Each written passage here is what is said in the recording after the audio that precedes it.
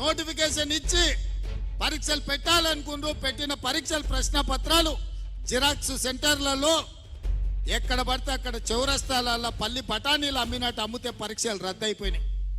మనం వచ్చిన ఎంబడే గ్రూప్ 1కు నోటిఫికేషన్ ఇచ్చి ప్రిలిమినరీ ఎగ్జామ్స్ మొత్తం నిర్వహించి సరైన సమయంలో 4 లక్షల మంది విద్యార్థులు పరీక్షలకు అప్లికేషన్లు పెట్టి 3 లక్షల మంది పరీక్షలు రాసి నిన్నగాక మొన్న 31,000 మందిని ఈ పరీక్షలకు పాస్ చేసి గ్రూప్ 1లో ప్రిలిమినరీ రిజల్ట్స్ ఇచ్చినాం. ఇప్పుడు మెయిన్ ఎగ్జామ్స్ మనం పెట్టాలంటే 1:50 కాదు 1:100 విలువ అన్నట్టు. అంటే ఒక ఉద్యోగం ఉంటే 50 మందిని ప్రాథమిక పరీక్షలలో పాస్ చేసి మెయిన్ ఎగ్జామ్స్కు పిలుస్తామని చెప్పినాం. సగం దూరం వచ్చినాక ఇప్పుడు 50 కాదు 100 మంది పిలువ అంటూ. ఏందయ్యా ఈ దొంగన కొడుకుల ఆలోచన అంటే 1:100 పిలువంగానే కోర్టు స్టే ఇస్తుంది, పరీక్షలు రద్దు చేస్తుంది. నువ్వు నోటిఫికేషన్లా 1:50 ఇచ్చి పరీక్షలు అయిపోయినాక 1:100 ఎట్లా పిలుస్తావు? ఒక ఉద్యోగానికి 50 బదులు ఒక ఉద్యోగానికి 100 మందిని ఎట్లా పిలుస్తావు? అది తప్పు అని కోర్టు పరీక్షల్ని రద్దు చేస్తుంది. మళ్ళీ మొదటి నుంచి మొదలు పెడితే మళ్ళీ ఏడాది పోతుంది. 2011లో నోటిఫికేషన్ గ్రూప్ 1 ఇస్తే ఇప్పటి వరకు 13 ఏళ్ళలో ఇంతవరకు పరీక్షలు జరగలే, నియామకాలు చేయలే. వయసులో ఉన్న పిల్లగాడు మధ్య వయసుకు వచ్చాడు, పెళ్ళైనోనికి పిల్లలైన వాళ్ళ పిల్లలు బడికి పోతున్నారు, పరీక్షలు మాత్రం పూర్తి కాలే.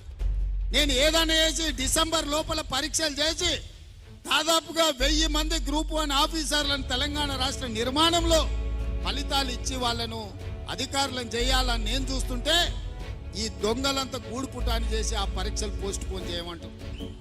ఇట్లనే గ్రూప్ 2 కూడా, అట్లనే గ్రూప్ 3 కూడా దానికి ఒక 5 లక్షల మంది, దీనికి ఒక 5 లక్షల మంది పరీక్షలకు ఈరోజు హాజరుగానికి అప్లికేషన్లు పెట్టుకున్నారు. ఈ పరీక్షలు పోస్ట్ పోన్ చేస్తే కోచింగ్ సెంటర్లు బతుకుతాయి. ఒక్క నెల ఏదైనా పరీక్షలు గ్రూప్ 1 గ్రూప్ 2 పోస్ట్ పోన్ చేస్తే ఒక్కొక్క కోచింగ్ సెంటర్కు 100 కోట్ల రూపాయల ఫీజులు వస్తాయి. ఇవాళ కోచింగ్ సెంటర్ల మాఫియా కొంతమంది కిరాయి మనుషులను పెట్టి ఆ కిరాయి మనుషులతో రోడ్ల మీద ధర్నాలు చేసి పరీక్షలు పోస్ట్ పోన్ చేయమని అడుగుతున్నారు. ఇవాళ మాకు ప్రభుత్వానికి పోయేదేముంది? ఒకవేళ పరీక్షలు పోస్ట్ పోన్ చేస్తే విద్యార్థులకు నష్టం. కోచింగ్ సెంటర్లు 100 కోట్ల రూపాయలు కొల్లగొట్టడానికి కోచింగ్ సెంటర్లో ఇవాళ పరీక్షల్ని వాయిదా ఏమని అడుగుతారు. గ్రామాన మీరు చెప్పండి, 10 ఏళ్ళు పరీక్షలు పెట్టలే, ప్రభుత్వ ఉద్యోగాలు ఇవ్వలే. కాంగ్రెస్ వచ్చిన ఎంబడే 30,000 ఉద్యోగాలు ఇచ్చింది, డిఎస్సి నోటిఫికేషన్ ఇచ్చింది, గ్రూప్ 1 నోటిఫికేషన్ ఇచ్చింది, గ్రూప్ 2 నోటిఫికేషన్ ఇచ్చింది, గ్రూప్ 3 నోటిఫికేషన్ ఇచ్చింది. రాబోయే డిసెంబర్ 9 తారీఖు లోపల ఈ పరీక్షల ఫలితాలన్నీ ఇచ్చి వేలాది మంది నిరుద్యోగ యువకులకు ఉద్యోగ అవకాశాలు ఇవ్వాలని మా ప్రభుత్వం ప్రయత్నం చేస్తుంటే పరీక్షలు వాయిదా ఏమంటుంది? అన్ని పరీక్షలు 2022లో నోటిఫికేషన్ ఇచ్చినవే, ఆ సన్నాసి పరీక్షలు పెట్టలేదు. ఈ 2 ఏళ్ళు పిల్లలు చదువుతూనే ఉన్నారు, కోచింగ్ సెంటర్ల చుట్టూ తిరుగుతూనే ఉన్నారు. ఇప్పుడు కొత్తగా మళ్ళా వాయిదా వేస్తే ఇవన్నీ కూడా కోచింగ్ సెంటర్లలో వాళ్ళ కోచింగ్ సెంటర్లు నడపనికే. మా దగ్గర కూడా అక్కడి నుంచి ఇక్కడి నుంచి పైరవి చేస్తారు. సార్ మేము కోచింగ్ సెంటర్లు పెట్టుకున్నదే ఇవి నడుస్తామని, నువ్వు అన్ని పరీక్షలు పెట్టి పిల్లలకు ఉద్యోగాలతో మా దగ్గర ఎవరు చదువుకుంటాడు, మా వ్యాపారం మూతపడదా అని వస్తారు. ఇంత సిగ్గు తప్పిపోయారు.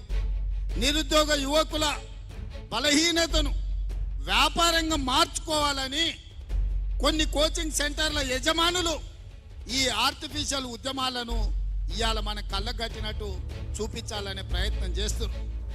ఎప్పుడు కేసీఆర్ బలహీన పడతాడో, ఎప్పుడు కేసీఆర్ పతనం అవుతాడో విద్యార్థులను రెచ్చగొట్టి వాళ్ళని సావగొట్టి వాళ్ళ శవాల మీద పార్టీని బతికించుకోవాలని ఈ సన్నాసోడు విద్యార్థుల శవం కోసం ప్రయత్నం చేస్తున్నాడు. ఆనాడు 6 అడుగులు ఉన్నాడు, 100 రూపాయలు పెట్టి లీటర్ పెట్రోల్ తెచ్చుకుండు, కానీ 10 పైసలు పెట్టి అగ్గిపెట్టే తెచ్చుకోలే. పెట్రోల్ డ్రామాతో హరీష్ రావు డ్రామా ఆడితే ఇది నిజం అనుకొని శ్రీకాంతాచార్య అని పేదోళ్ళ బిడ్డ పెట్రోల్ పోసుకొని తెలంగాణ ఉద్యమంలో ప్రాణ త్యాగం చేశాడు. అక్కడి నుంచి ఈశాన్ రెడ్డి, వేణుగోపాల్ రెడ్డి, కానిస్టేబుల్ కిష్టయ్య, యాదయ్య, ఇట్లా వందలాది మంది పిల్లలు ప్రాణాలు తీసుకున్నారు. కానీ కేసీఆర్ కుటుంబంలో ఒక్కరన్నా చచ్చిపోయినానే అన్నాడనా? మళ్ళీ ఇప్పుడు అదే మోతిలాల్ అని ఒక లంబాడి బిడ్డను ఇవాళ రెచ్చగొట్టి దీక్ష కూసబెట్టారు. ఇంకొక బక్క జడ్సన్ అని ఒక దళితుని దీక్ష కూసబెట్టారు. ఇవాళ ఇంకో కోచింగ్ సెంటర్ ఆయన దీక్ష కూర్చున్నాడు. ఎందుకు మోతిలాల్ కూర్చోవాలి, ఎందుకు బక్క జడ్సన్ కూర్చోవాలి? నేను సూటిగా సవాల్ విసురుతున్న హరీష్ రావుకు, కేటీఆర్ కు, సన్నాసులారా మీరు దీక్ష కూర్చోండి, మీరు సావనైన వాయిదా అయిన పడాలి. ధైర్యం ఉందా?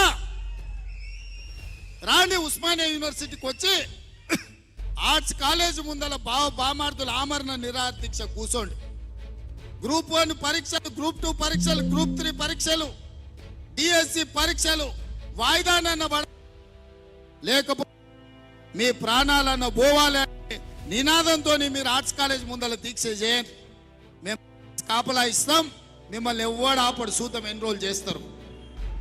మీరిద్దరు నిజంగానే పరీక్షలు వాయిదా వేయాలంటే, మీ వాటిలో బలం ఉంటే, ఈ తెలంగాణ కోసం సావు నోట్ల తలకాయ పెట్టినని సన్నాసి కేసీఆర్ చెప్పేది నిజమే అయితే, ఇక ఆయన కంటే వయసు మీద పట్టేది లేవలేనోడు అసలే కాలు ఇరిగింది, ఆయనను వదిలేయండి. కానీ మీరిద్దరు బావబామర్దులు బిల్లా రంగాలు రాండి ఆర్ట్స్ కాలేజ్ ముందల.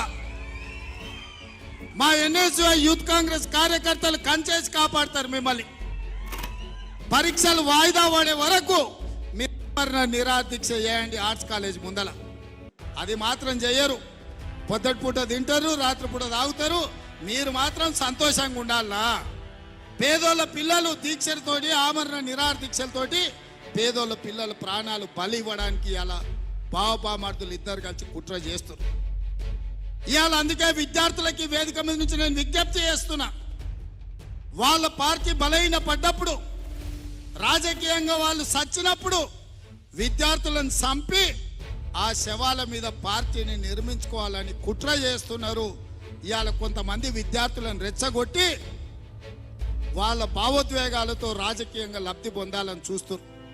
అందుకే ఇక్కడున్న మా సోదరులకు గ్రామాన్ని చెప్పండి, వాళ్ళ తల్లిదండ్రులకు చెప్పండి, మీ కోచింగ్ సెంటర్లలో 1000 కోట్ల 100,000 రూపాయలు ఫీజులు కట్టాల్సిన పని లేకుండా ఎంబడెంబడే పరీక్షలు పెట్టి ఫలితాలు ఇచ్చి మీ పిల్లలకు ఉద్యోగాలు ఇస్తాము. ఒకవేళ పరీక్ష రాసి ఉద్యోగం రాకపోతే ఇంకే ప్రైవేటుల్లోనైనా వాళ్ళు ఉద్యోగం చేసుకోవడానికి అవకాశం ఉంటుంది.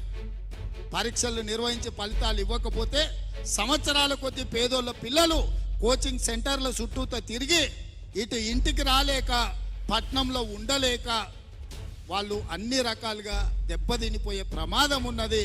ప్రతి గ్రామంలో మా కార్యకర్తలు అందరూ కూడా చెప్పాలి. ఇవాళ అప్పుడప్పుడు మా వాళ్ళు కూడా వచ్చి అంటుంటారు, అని ఆ పిల్లలు ఏదో పరీక్షలు వాయిదా ఏమంటారు కదా, వేస్తే పోతుంది కదా, వేస్తే పోతుంది. నాకు కూడా ఏం పోతుంది, పరీక్ష వాయిదా వేస్తే నష్టం ఏం లేదు. కానీ పిల్లల జీవితాలు ఆగమైపోతాయి. ఆ పిల్లలు 10 ఏళ్ళు నష్టపోయారు కేసీఆర్ పాలన. 10 ఏళ్ళు ఒక్క పరీక్ష పెట్టలేదు, 10 ఏళ్ళు ఎవరికి ఉద్యోగం ఇవ్వలే.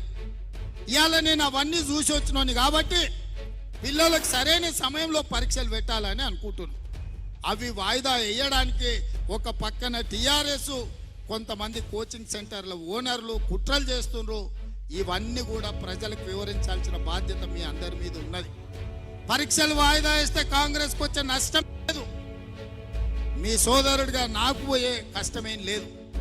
కానీ లక్షలాది మంది నిరుద్యోగ యువకుల జీవితాలు ఆగమైతాయి. ఇవాళ వాళ్ళని రెచ్చగొట్టి రాజకీయ లబ్ధి పొందాలని ఇవాళ బీఆర్ఎస్ నాయకులు ప్రయత్నం చేస్తున్నారు. అందుకే ఇవాళ నిజంగానే కేసీఆర్ హరీష్ కు, లేకపోతే కేటీఆర్ హరీష్ కు ఈ విద్యార్థుల బాధ వాళ్ళు నిజంగానే తీర్చాలనుకుంటే హరీష్, కేటీఆర్ ఇద్దరు ఆర్ట్స్ కాలేజ్ ముందల దీక్ష కూర్చోవాలి, ఆమరణ నిరాహార దీక్ష కూర్చోవాలి. ఈ పరీక్షలు వాయిదా పడే వరకు మంది పిల్లలు ఎవ్వరు కూర్చోవద్దు. 10 ఏళ్ళు మంత్రులు అనుభవించిన మీరిద్దరు ఈరోజు ఎమ్మెల్యేలు, మీరు వచ్చి కూర్చోండి. ఈ వాదనలో నిజం ఉంటే 2 ఎమ్మెల్యేలను తెలంగాణ ప్రభుత్వం వదులుకోదు కదా, కూర్చోండి 10-15 రోజులు.